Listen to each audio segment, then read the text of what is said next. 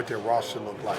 And how do you get to a point where you can put some guys out there? In my case, I wanted to put some older guys around Taquavion Smith to give him the opportunity to play freely. What was the pitch to Quavion to get him to come back? I mean, so many guys leave, and you get this guy to stay despite the circumstances. It wasn't a pitch. I was just there to be very supportive of him. And, whatever decision he made, I was willing to live with. I think you would have to talk to him, but I think he got to the point where he wanted to be a guy that could possibly be a lottery pick. He decided that he wanted to come back. Now, of course, I was happy. I was one of the happy guys. It felt like it was Christmas. But as far as the decision, I had nothing to do with that. I was just very supportive. I was a shoulder to lean on if he needed one. Some teams have a motto or a tagline for the season based on either the players or the state of the program. Do you have anything like that going into this year? Yeah, we do. We talk about ART. ART stands for accountability, relentless, toughness, and together. And that's what we want to go by. So when you see ART for us, ARTT, accountability, relentless, toughness, and together. And that's what we talk about. We talk about when you're having success, that's what we want to go by. When you're struggling at times or you're going through some adversity throughout a game, that's what we want to be. When you look at your group of guys this year, what are some of the main differences you notice between now and this point last season? Well, I'm too deep right now at every position, and we haven't, quite frankly, been that way for a couple years. Even the year where we were 9-8 and we won all of those road games. Remember, Devin Daniels was having an incredible year, and then he ended up going down. If you look at what I'm trying to get back to is my first 3 years here at NC State. We won over 20 games. We were 11-7 my first year. Beat a lot of top 25 teams, but we had depth. We could play fast. We could pressure you. We could get out in transition, and I'm trying to get back to that type of team. Coach, outside of the wins and losses, what would be a successful season for you and your team? Well, I think our guys compete. And so, I'm not going to say compete because that's what's expected when you play in our program. But, we want to get back to winning. We're not going to shy away from that. Winning is a great formula for success, and we want to be able to do that part of it. So, our mindset is we're just going to put our head down, we're going to work our butts off, and we're just going to play together and compete, and that's what we look for. Have you seen Quavion improve? Well, he's matured, and a lot of that, I would contribute that from, number one, he's matured because he's a sophomore. A lot of times freshmen become sophomores and they become good players. But he did something unique that most people don't do as a freshman. He had such a great year, being able to go to the combine and being able to go and work out for so many different NBA programs. I think it's helped him mature. He's taken positive feedback, he's taken negative feedback, and certainly he's brought it back into our program, into his game also. Does he always seem like he was still streaky as a shooter? Like his percentages look great. I mean, how do you kind of work with him on picking his spots? Yeah, somebody else said that, and I always tell people I kind of disagree, and here's why. I put him in such a tough spot. Number one, a kid from high school that has to come in and play that many minutes.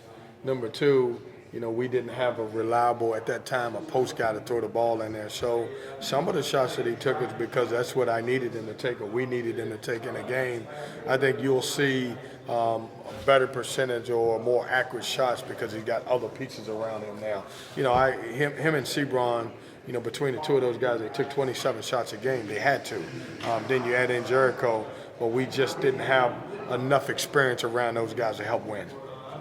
Is there anything you did on a personal level to try to kind of refocus, re-energize in the offseason just to kind of get your head right into this year? I didn't do anything that I don't do normally. I after the season it's over, I always go away and take a little time to myself and see where I can get better or, reflect on some things that we really did well.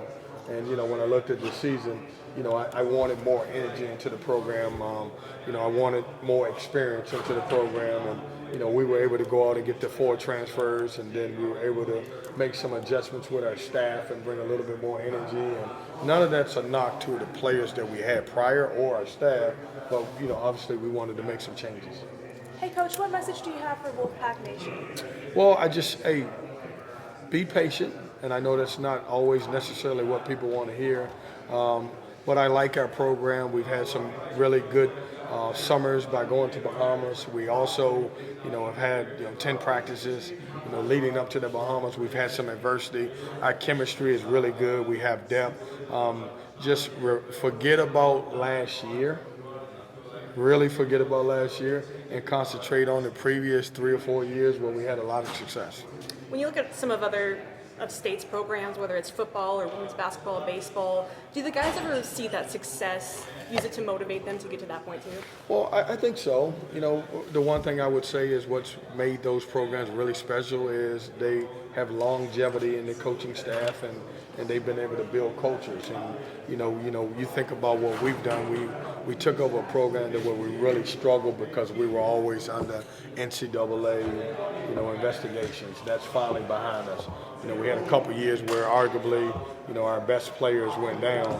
And so we want to get back to the situation where we're having a normal year and just be able to compete on the court. I had a lot of fun my first 3 years. First year we ended up, beating Arizona when they were number 2, Duke when they were number 2. Had a great year. We followed that up with another great year, 35 in the net, then had another great year, and then obviously Devin Daniels and Manny Bates and Ernest Ross and Greg Gant situation. Yeah. How is Ernest and Greg? Ernest and Greg are doing well. I think you guys will like what they bring to the table. Both of those guys are doing a great job competing, and both of them are healthy right now. When you went to the transfer portal, was it a hard sell coming off the record that you guys had, or were you able to sell, hey, we've got a lot of playing time, we got a lot of need? I don't think it was a hard sale because if we would have had multiple years of struggle and losing seasons, I do think it would have been a hard sale. But I think when they looked at our program way we have been and the opportunity to come in and play right away, I think that was an easy opportunity. And look, once you get them on campus and be able to sit down in front of them and talk to them about what our system is and how you can play freely, I think guys want to play in our system. How has the portal sort of changed your job, changed how you go about building a team? I think it's changed college basketball. For 12 years I was a portal guy because I was, the head coach at Hargrave Military Academy. So where some people will feel a little weird by bringing in so many guys, I used to bring in 12 or 13 every year. So I'm kind of used to it. What happens is you have to teach your system a little bit earlier than you would like. We got fortunate because we were up for a foreign trip and we were able to go to Bahamas and get those 10 practices in. It won't be the same every year just because you might not have a foreign trip. Yeah. Do you look for a specific, are you trying to fill specific needs in the portal, or are you trying to find the best player you can find there? Or? No, we 100% try to fill a need. And, we felt like we had young bigs and we wanted to get some experienced bigs. I needed an older, experienced point guard to help win in this league in college basketball and be someone who would be positive in the locker room and be extension off the floor. And then we wanted a kind of a hybrid forward that can play 3 and 4. And so it's definitely a need thing for us. Kevin, T and Jarkel were both talking about the chemistry that they've kind of developed already. Is that something that you saw click right away, or is that something you've seen as they've gone along and done pickup games and in practice it's kind of developed? I think it's the maturity of Jarkel Joyner. He's coming into a program. He's new. Taquavion Smith, had a lot of freedom and played the way he played last year and had a tremendous year. And for Jarkel to come in and accept T and invite him and put him on his wings because he's an older guy, I think it says a lot about him. And how much does that help T and have him grow his game to be able to play off a true point guard? Because last year you kind of tried to find anything you could. Yeah, I think it's tremendous. I've said this, and when you look around college basketball, we can say what we want to. When you're starting freshmen and sophomores and don't have other pieces around them, and these 3, sometimes 4, it's always hard to win. And we had Markel Johnson. I had him for 3 years. He led the league in assists for 2 years of those. And, it was a big difference because you had an older guy. And last year we didn't. We kind of moved Sebron to the point position, which he's really a small forward. And, Jarkel allows us to be different things. And you'll see Taquavion Smith play some point for us this year. And not to mention Breon Pass is going to, he's going to get better and have an opportunity to play right away, too. we saw the size of your front court at NC State Media Day, and we know about the depth issues that you guys had to deal with last year after losing Manny. What excites you about this new core that you have to work with when it comes to your front court? What we lost in the last couple of years is we didn't have competition in practice. We couldn't practice. I think I ran every 4-on-4 drill that you could have, and then we had to be careful at that because I just didn't want anybody to get hurt. So we can actually practice and compete, and guys get after each other. And man, if you guys would look at the matchup with E.B. Dewana and DJ Burns and Deshaun Mahorshik, man, it's a great battle at that 5 position. And a couple of those guys, at least Deshaun, we can move over to the 4 and play a little bit 4, and then Jack Clark, who can play 4. That battle with him and Ernest Ross and Greg Gant, that's also being healthy and great. And so now we have situations where we can compete because we're pushing each other every day in practice. Speak more specifically about DJ Burns and the experience he brings in, especially the success, coming out as the Big South Player of the Year. He's a talented scorer. He's unique. He's different. He's a lefty post guy, can really score the basketball. I think one of the most underrated things about DJ is his ability to pass the ball. He may be our second or third leading assist guy on our team. I need to know your genuine expectations for this team. I know you don't like to predict, but give me something. I want to get back to year 1, 2, and 3. I do. I mean, we were having fun. No one likes to lose.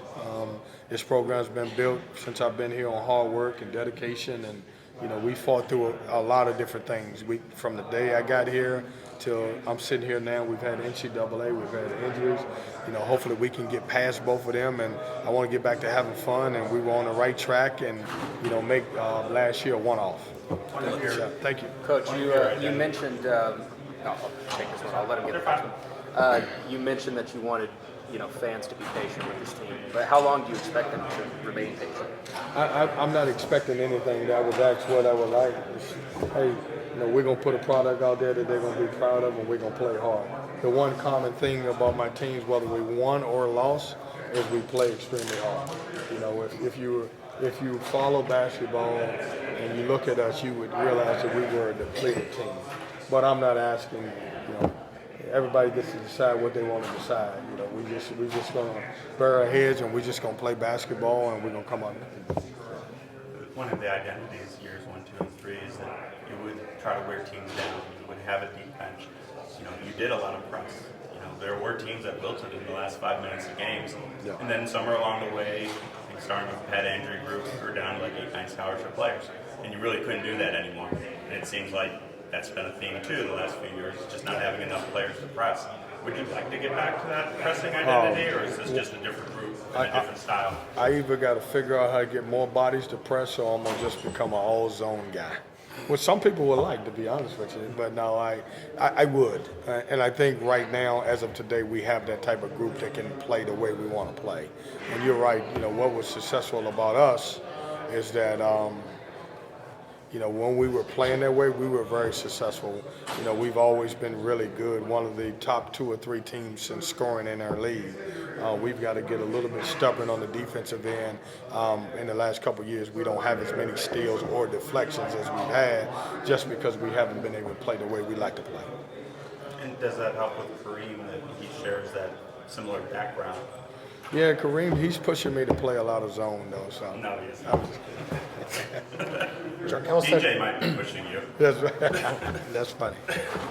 Jarkel said you were one of the first coaches he heard from a couple minutes after he entered the portal. How do you manage the portal so that you're able to respond like that? The portal is tough, but the portal is good. I'm just, the portal will take up away and they give back to you. We lost some guys in the portal, and we got some guys coming back that we were able to get out of the portal. Listen, it is college basketball. And if you don't adapt to what college basketball is about today, you're going to get left behind. And the portal has been really good to us.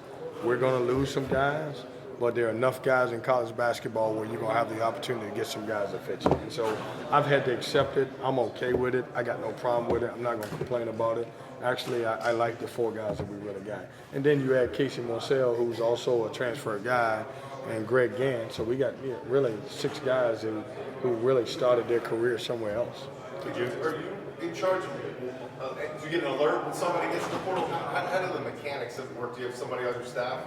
Man, who's refreshing that thing every day? everybody watch the portal. Mostly social media tells you about the portal, and then we have to go in and check to make sure that they're actually in the portal, and then before you can call them. So what happens is you're going to read about it, so-and-so's in the portal, and before we make any calls, we got to make sure that they're actually in the portal because that would be a violation. Is an NCAA website where you check this stuff? No, it's all over social media, man. Any guy that hits supporter, you guys know that.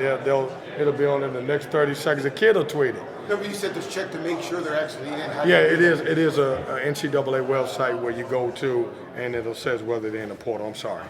How easy is it to check? Is it a website? Is there an app for coaches? It's a website. Yeah, it's pretty easy. Yeah. No, it's really, you guys got to learn about the portal. I'm telling you, it's a website. You go in there, so and so's in the portal. And if they're not, and you call, that's a problem. You can't do that. But you can't set it up an alert so you know when somebody goes on there. You have to just keep checking. Say it again. You can't set up an alert so you know when somebody hits the portal. You making set up alert. I don't have alert set up on mine. We check the portal at that time. At least every other day. If we hear about a kid, we don't call them. We go and make sure that they're in the portal before we do anything. What other information is in there? Does it have eligibility? Does it have GPA? What other information is in there? It has as much information as the kid wants to provide. It has, how many years left, what school that they're coming from, when they go into the portal, those other things. You spoke about Gann. How's he looking? How's he looking coming Who's back? that? Said it again. I'm sorry. You spoke about Gann. How's he looking coming back for him? He's getting back. I don't think he's 100%, but he's starting to get better. He's starting to practice better.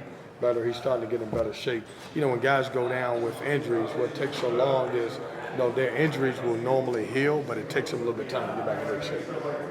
How many days you look sideways and did not get Jarquez? No. Oh, you would not have looked at it the same way for at least a day. It wouldn't have happened. That wasn't part of the deal. I was just glad to get Levi back, and it just happened to be a heck of a former player that had Power 5 experience. So it had nothing to do with that. I know you think so. You wouldn't have looked at it a little sideways. No, I wouldn't, because listen, these kids can go wherever they want to, and I try not to get into that. Yeah. You said earlier that Jarquez was a really good communicator in the locker room. How much are you looking at him as a leader? I want him to be a leader. I'm asking him to be a leader. He talks all the time. So if you're going to be a guy that talks all the time, you might as well be a leader and say some good stuff. And he's good. He got a tremendous personality. I was just going to ask, your energy spills over to this team. And Yeah. just like you were saying, guys like Jarquez, it seems like you guys are fit. So what was your initial chemistry like? And how's that going to carry over on the court? I try to be a positive guy. Listen, my past is my past, and I can't let that affect how I move on. We had 3 guys last year that played on this team. The other guys need my energy, and if I'm not the guy who brings energy, then how can I expect them to play hard and bring energy? And that's what we look for. What up? Great to see you, Coach. How you doing, man? Doing well. I miss having you on my radio show. I know it. How you been? Life is good. I'm doing other stuff now. I'm being a lawyer part-time. Are you? I'm teaching at UNC Wilmington. Really? So I'm 55 years old, and I just decided to turn the page. Man, good for you. You won't see me as often, but I'm having a lot of fun doing this stuff. Yeah. This might be a hard question for a Wolfpack head coach, but I've been kind of gathering through a coach's eyes. Folks down the road were on the NCAA bubble in the month of February and played in the national championship game. Putting aside Wolfpack Tar Heels, through a coach's eyes, what impresses you about that kind of story? Well, I think the only reason why they were on the bubble and most of our teams in our conference is on the bubble is because we got completely judged by November and December. And they didn't give any of our teams any credit for any wins that we had in January or February. And so it wasn't amazing to me because they were always a good team. They have always had good players, and you look at that. but somehow we got to get out of the fact that you remember back in the day you would judge teams on the eye test, and you judge teams on what their last 10 games look like. Now we're making a determination in November or December because our league didn't play great against some outside competition, and then when we get into the tournament with the amount of teams that we got in, 5 out of 15, we performed well. 2 to the Final Four. And so, I always thought they were really good, and I think one of the things that helped them was, being able to put Manick in the lineup. Manick was a big difference maker. He was a really, really, really great transfer and a great addition to their star lineup, and I think that helped. I just want to tell you something real quick. I don't know if you remember, my name's David Thompson, and I finally met the actual David Thompson Oh, you 2 did? weeks ago. Did you? It was awesome, man. It was so cool. And people were like, David Thompson? And I usually learned to ignore my own name in a press box, but I turned around and I was like, oh, it's David Thompson. He was super nice and everything like that. Dude, you should love David Thompson. I go back to this when I tell you, I know you actually, I'm not saying I don't want anybody to be patient with me. It's just, go ahead, yeah. Oh, no. Yeah, it's just, I just want, when you write that, the patience is not what I'm asking for. It's just understand who we have and it's changeovers and turnovers. That's it. And good congratulations to you for meeting David Thompson. It was a full as circle. a name of David Thompson. That's pretty damn impressive. It was, well, I am curious, and I'm going to put this back on. Yeah. Just, does all this stuff kind of piss you off a little bit? It's like, No, because I understand. Listen, we're sports fans, and everybody are very competitive, and I get it. And I came to NC State to win games. We've had some very unfortunate situations, and if I felt like some people, then I would put my head down and complain and all that other stuff. You see me, I'm as happy as I can because I owe it to this program and I owe it to the players in the program to get back to where we were. Anybody who's really covered us knows that our first 2 or 3 years were really doggone good. And then we had some really unfortunate situations with Devin Daniels and Manny Bates and Ernest Ross and Greg Ginn. And then, by the way, 5 minutes until a day when I took the job, we get the NCAA. Hey, that stuff's behind us now. Now can we figure out how to move on and get back to playing? First year was the NCAA tournament, 35 in the net. The next year we played so well, everybody says if you win against Clemson, then you're in the tournament. Then tournament gets canceled and you know how it goes. So I'm good, and I'll say this. The one thing I'm excited that we have a fan base that really cares, and that's important. And because they could not care, and we're gonna figure out how to get back to those first 3 years. Thanks, Coach. Appreciate you. Coach Keatts, Shelby Swanson with the Daily Tar Heel. I'm talking to all the ACC coaches today about Hubert Davis. I'm writing kind of an article about him and his expectations, or the expectations for him entering his second season. Can you just talk about, from your perspective as one of his colleagues in the ACC, what he was able to do in his first year? Well, I just, every coach is under tremendous pressure, and especially when you replace a Hall of Famer. And, if you look at what he did, getting his team turned around because, early in the year, they didn't play well. And I think he made some adjustments and got his team turned around. And so you got to give him credit for that.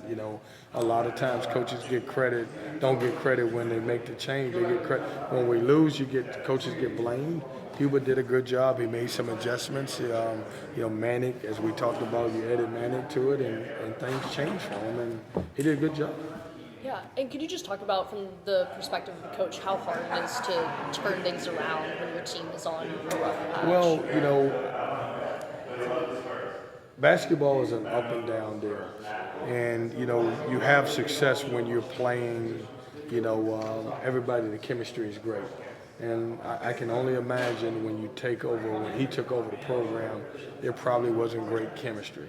And, by the time they settled in and guys started believing and trusting in the coach, I think they had great chemistry, and that's what happened. Yeah, and what do you think are the expectations that are being placed on him for this second season? Man, I have no idea. I really don't. You have to ask him that. I don't know what the expectation is. I don't know what his expectation is, but I don't know. I know they want to win. And just like my program, I think everybody wants to win. Yeah. Yeah. Thanks. Appreciate you. See you later.